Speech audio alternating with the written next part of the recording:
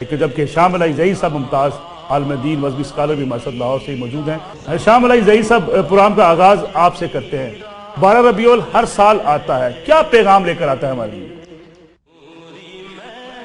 بسم اللہ الرحمن الرحیم۔ نصر اللہ بھائی، جیسے کہ آپ نے اپنے دباچے میں بہت خوبصورتی سے نبی کریم صلی اللہ علیہ وسلم کی پوری زندگی کے حوالے سے یہ بات کہی ہے کہ وہی نمونہ ہے، وہی قابل اتباع ہے، وہی قابل تقلید ہے۔ میں صرف ایک واقعہ نبی کریم صلی اللہ علیہ وسلم کی سیرت کا آپ کے سامنے رکھنا چاہتا ہوں، جس سے یہ بات واضح ہو جائے گی کہ جس شخص کا مقام و مرتبہ اتنا اعلیٰ اور افضل ہے، جس کی ذات اعلیٰ ہے، پھر اسی کی بات اعلیٰ ہے۔ اللہ رب العزت کلام حمید میں ارشاد فرماتے ہیں، سبحان الذی اسریٰ بعبدہ لیلا من المسجد الحرام الی المسجد الاقصی۔ نبی کریم کو جب مسجد اقصی لے کے جایا گیا، نبی کریم نے وہاں پہ بڑے خوبصورت چہرے دیکھے، بڑے نورانی چہرے دیکھے، بڑے بزرگ چہرے دیکھے۔ جبریل امین سے پوچھا یہ کون لوگ آئے ہیں؟ تو جبریل امین نے کہا یہ آدم سے لے کر عیسیٰ تک جتنے پیغمبر رسول دنیا سے چلے گئے تھے معجزانہ طور پہ یہاں پر اتارے گئے ہیں۔ نبی کریم صلی اللہ علیہ وسلم نے کہا یہ کس لیے اتارے گئے ہیں؟ تو جبریل امین نے کہا یہ نماز پڑھنے کے لیے اتارے گئے ہیں۔ تو نبی کریم صلی اللہ علیہ وسلم نے جبریل امین سے پوچھا یہ نماز کو ادا کیوں نہیں کرتے؟ تو جبریل امین نے کہا ان کو اپنے امام کا انتظار ہے۔ تو نبی کریم صلی اللہ علیہ وسلم نے جبریل امین کو مخاطب ہو کر کہا ان کا امام کہاں ہے؟ تو جبریل امین نے نبی کریم کے کاندھہ اقدس پہ اپنے ہاتھوں کو رکھا اور نبی کریم صلی اللہ علیہ وسلم کو 1,24,000 انبیاء کے مصلی امامت پہ کھڑا کر دیا۔ اگر یہاں سے صرف ایک ہی واقعہ، میں کوئی اور لمبی چوڑی بات نہیں کرتا، باقی ساتھیوں کو بھی موقع ملنا چاہیے، میں یہ کہتا ہوں صرف ایک واقعہ، اب اس سے بڑی ہستی، اس سے بڑی ذات، اس سے بڑی کوئی قابل تقلید نمونہ ہو سکتا ہے؟ اب جس کی ذات اعلیٰ ہے اسی کی بات بھی اعلیٰ ہے۔ اگر ہم صرف اور صرف قرآن پاک کا یہ مضمون سمجھ لیں جس کا آپ نے دباچہ اور تمہید باندھی ہے، اور آپ کے دباچہ اور تمہید سے میرے ذہن میں یہ بات آئی ہے، قرآن پاک کے اندر 700 سے زائد مقامات کے اوپر بالواسطہ یا بلا واسطہ اللہ رب العزت نے کہا ہے نبی کریم کی اطاعت کرو، نبی کریم کی اتباع کرو۔ جس نے نبی کریم کی اتباع کی اس نے میری اتباع کی، جس نے اللہ کے رسول کی اطاعت کی اس نے اللہ کی اطاعت کی۔ اگر تم چاہتے ہو کہ اللہ تم سے محبت کرے، نبی کریم کی اطاعت کرو، اللہ تعالیٰ تم سے محبت کرے گا۔ اب ایک بات صرف سمجھنے کی ہے کہ نبی کریم کی زندگی سارے کا سارا نمونہ، لقد کان لکم فی رسول اللہ اسوۃ حسنہ، نبی کریم کی زندگی تمہارے لیے بہترین نمونہ ہے۔ اب جو معاشرے میں ایک نیریٹو پھیلا ہوا ہے نبی کریم صلی اللہ علیہ وسلم کی زندگی کے حوالے سے، اللہ رب العزت کا کلام جیسے الفاظ کے تحت محفوظ ہے ویسے ہی احکام کے تحت بھی محفوظ ہے۔ اللہ اگر کہہ رہا ہے نبی کی زندگی تمہارے لیے بہترین نمونہ ہے، تو وہ سیمپل اور نمونہ بھی سیف اور محفوظ ہے۔ صبح شام رات دن، اٹھنا بیٹھنا، نشست برخاست، رات کا دن کا کوئی ایک چیپٹر بھی نبی کریم صلی اللہ علیہ وسلم کی زندگی کا محو نہیں ہو سکتا، بلکہ اللہ رب العزت نے نبی کریم کی زندگی کا ہر چیپٹر محفوظ رکھا ہے۔ اور اسی لیے اللہ تعالیٰ کہہ رہا ہے اس سیمپل کی اطاعت کرو، اس سیمپل کی پیروی کرو، اس سیمپل کی تقلید کرو۔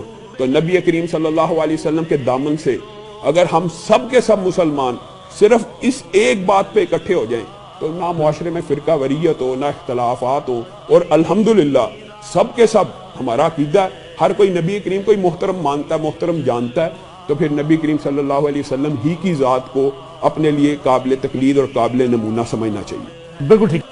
جی بھائی ملک نصر اللہ صاحب، ہمارے پیارے دوست اور بڑے اچھے ساتھی علامہ احسان الہی ظہیر صاحب نے بڑی اچھی گفتگو فرمائی ہے اور بہت اچھا اس سے ایک سبق ملتا ہے۔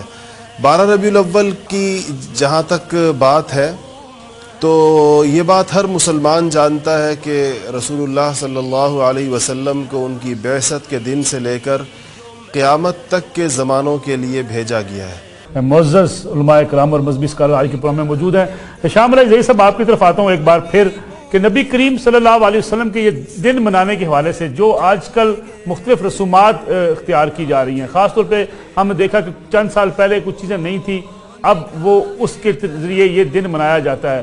خاص طور پہ جو پہاڑیاں بنائی جاتی ہیں اس پہ کوئی ایسی چیزیں ہوتی ہیں جو خرافات کے زمرے میں بھی آتی ہیں۔ کیا آپ سمجھتے ہیں اس سے نبی کریم صلی اللہ علیہ وسلم سے جو محبت ہے، عقیدت ہے، اس میں کمی واقع نہیں ہوتی جب ایسے ہم کام کریں جو شریعت کے اندر موجود نہیں ہیں؟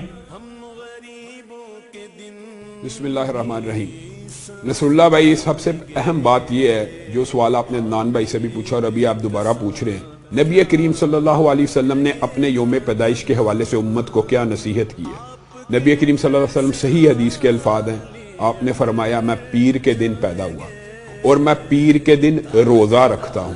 میں پیر کو پیدا ہوا اور اس خوشی کو اگر کسی نے سیلیبریٹ کرنا ہے تو وہ روزہ رکھ کے نبی کریم کی اطاعت اور نبی کریم کی فرما برداری یہ ہے کہ جو نبی کریم جس طرح سیلیبریٹ کرنے کا طریقہ بتا گئے ہیں ہم اس کو اختیار کریں۔ اور دوسری بات جس کی آپ نے نشاندہی کی ہے، میں اس ضمن میں صرف ایک دو باتیں کہہ کے بات کو آگے بڑھاؤں گا۔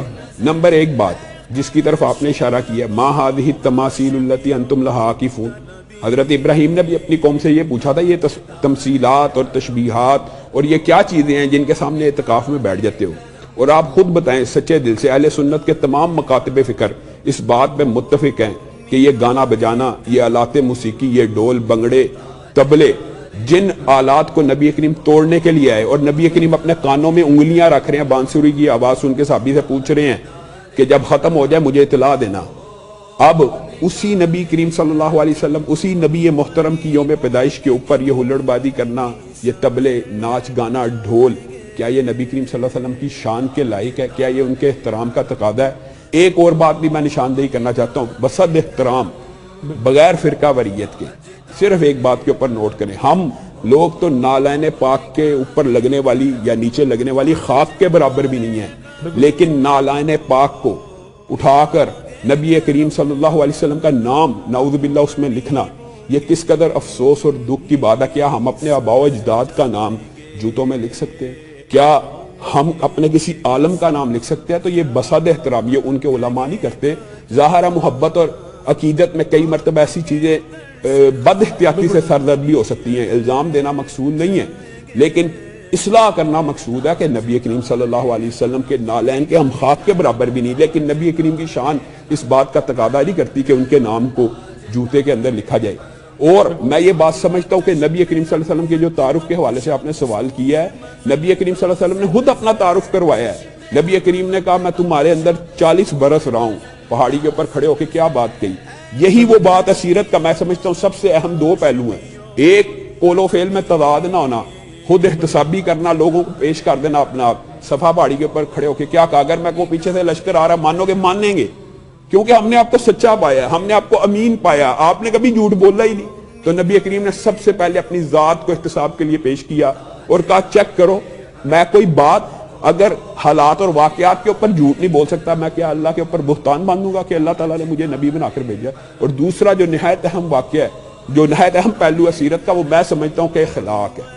اخلاق نبی کریم صلی اللہ علیہ وسلم کی سیرت کا نہایت خوبصورت پہلو ہے، اور اس کے اندر واقعات متعدد ہیں۔ حضرت انس 10 سال کی عمر میں آئے، 10 سال خدمت کی، اور کیا کہا اللہ کی قسم مجھے نبی کریم صلی اللہ علیہ وسلم کی ناراضگی کا اندازہ اس بات سے ہوتا کہ جب آپ بہت زیادہ مجھے ہنس ہنس کے دیکھتے، مسکرا کے دیکھتے، تو میں سمجھ جاتا آج کل آپ میرے سے ناراض ہیں، مجھ سے کچھ گستاخی ہو گئی ہے۔ زندگی میں کبھی ڈانٹا نہیں، کوڑا پھینکنے والی عورت کا پتہ لینے چلے گی کہ آج کوڑے کا ناگا ہے۔ نبی کریم صلی اللہ علیہ وسلم کو ایک بدو گلے سے پکڑ کے ایسے کہتا ہے مجھے مال چاہیے، مجھے مال چاہیے، نبی کریم کے گلے کے اوپر نشان پڑ گیا ہے، صحابہ دوڑتے ہیں کہ اس کی گردن کو تن سے جدا کر دیا جائے، گستاخی کر رہا ہے۔ نبی کریم کہتے ہیں چھوڑ دو، اس کو بھی مال دیا جائے گا۔ اور نبی کریم صلی اللہ علیہ وسلم مسکرا رہے ہیں۔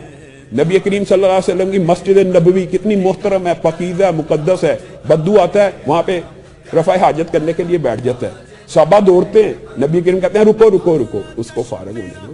تو نبی کریم صلی اللہ علیہ وسلم کی سیرت کے یہ دو پہلو ہمیں معاشرے میں عام کرنے کی ضرورت ہے۔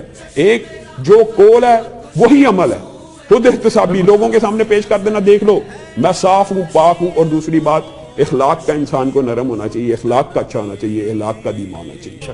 ہشام علی ظہیر صاحب، سیرت کانفرنسیں بھی ہوتی ہیں، ہم ہر سال میلاد کانفرنسیں بھی کرتے ہیں، ذکر اذکار بھی کرتے ہیں، جمعے کا خطبہ بھی ہوتا ہے، لیکن ایک سوال اٹھتا ہے کہ کیا پھر ایسی سوسائٹی بن کیوں نہیں پاتی جو نبی کریم صلی اللہ علیہ وسلم جو پیغام دے کر گئے تھے، جس قسم کا محبت کا پیغام، ایک دوسرے کی مدد کا پیغام، ایک اچھی سوسائٹی، ایک پاک صاف سوسائٹی، وہ کیوں نہیں بن پاتی؟ بسم اللہ الرحمن الرحیم۔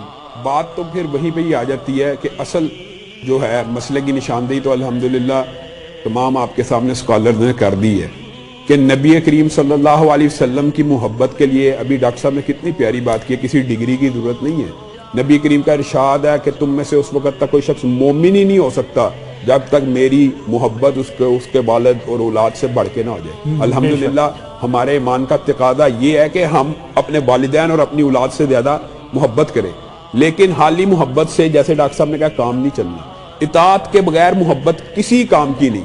یعنی نبی کریم صلی اللہ علیہ وسلم کسی چیز کا حکم دے رہے ہیں، انسان کہی جائے محبت تو بڑی ہے لیکن میں نبی کریم کے مطابق یہ کام نہیں کر سکتا. امت کے اندر انتشار، افتراق اور یہ جو تمام کی تمام لڑائیاں اس کی وجہ صرف اطاعت سے دوری ہے. اللہ کے نبی کی بات کو چھوڑ کر کائنات میں صرف ایک مثال پیش کرتا ہوں. اگر کسی کی بات کو ماننا جاتا تو کس کی بات کو مانا جاتا؟ حضرت ابو بکر کی. حضرت ابو بکر کے پاس چور چوری کر کے آتا ہے اور اب دوسرے ہاتھ کے کٹنے کی باری ہے. حضرت ابو بکر نرم دل ہیں، کہتے ہیں اگر اس کا ہاتھ کاٹ دیا تو یہ رفع حاجت کیسے کرے گا، دیگر امور کیسے سر انجام دے گا، میں اس کے قدم کو کاٹ دیتا ہوں. تو قدم کو کاٹنے لگتے ہیں، پاس ہی حضرت عمر بیٹھے ہیں، کہتے ہیں سنت الید، ہاتھ کو کاٹنا مدینے والے کی سنت ہے. ابو بکر رضی اللہ تعالیٰ عنہ، آپ کے فتوے کو اگر ہم رسول اللہ کے فتوے کے ساتھ ملائیں تو آپ کا فتویٰ نبی کریم کے فتوے کے سامنے نہیں چل سکتا، ہاتھ ہی کو کاٹا جائے گا. یہ وہ اسوہ ہے. صحابہ کا اپنا طرز عمل. اور حضرت عمر کا واقعہ بھی ڈاکٹر صاحب نے کتنی خوبصورت باتیں کی. عبداللہ ابن عمر، آپ کو پتا ہے جس سفر میں جاتے تھے نبی کریم نے جس سائے میں تھوڑی دیر کے لیے آرام کیا، عبداللہ ابن عمر اسی سائے میں بیٹھ جاتے تھے. حضرت عمر حجر اسود کو کہہ رہے ہیں مجھے پتا ہے تو نفع اور نقصان نہیں دے سکتا لیکن میں تجھے چومتا ہوں اس لیے کہ میرے پیارے نبی نے تجھے چوما ہے. یہ اطاعت ہے. اطاعت کی سب سے عمدہ مثال یہ ہے، حضرت علی نے کہا تھا کہ اگر عقل اور منطق کی دین میں ذرہ برابر بھی گنجائش ہوتی تو میں علی مسح کے لیے پاؤں کے نچلے حصے کو کہتا، کیونکہ پاؤں تو نیچے سے گندا ہوتا ہے اور ڈسٹ نیچے لگتی ہے، لیکن چونکہ نبی کریم صلی اللہ علیہ وسلم نے ساری زندگی مسح اوپر کیا ہے تو نبی کریم کے فتوے کے سامنے علی کی عقل اور منطق نہیں چل سکتی. مسح دین میں اوپر ہی رہے گا. اگر صرف یہ ایک بنیادی پوائنٹ اور لاجک منطق لوگ سمجھ جائیں، اللہ کی قسم میں صدق کے دل سے سمجھتا ہوں ہر قسم کی فرقہ واریت ختم ہو جائے. جب بھی کوئی جھگڑا آ جائے، جب بھی اللہ کا یہ حکم ہے کہ اگر فَإِن تَنَازَعْتُمْ فِي شَيْءٍ، اگر تمہارا آپس میں تنازع پیدا ہو جائے کسی بھی چیز کے، فَرُدُّوهُ إِلَى اللَّهِ، اللہ کی طرف لوٹ آؤ، اللہ کے رسول کی طرف لوٹ آؤ. تو ہر قسم کی فرقہ واریت، ہر قسم کی آپس میں انتشار، افتراق اسی وقت ہونا بھی اسی بات کے اوپر ہے، اللہ اور اس کے رسول کے اوپر، کیونکہ ان کے اوپر اختلاف موجود ہی نہیں.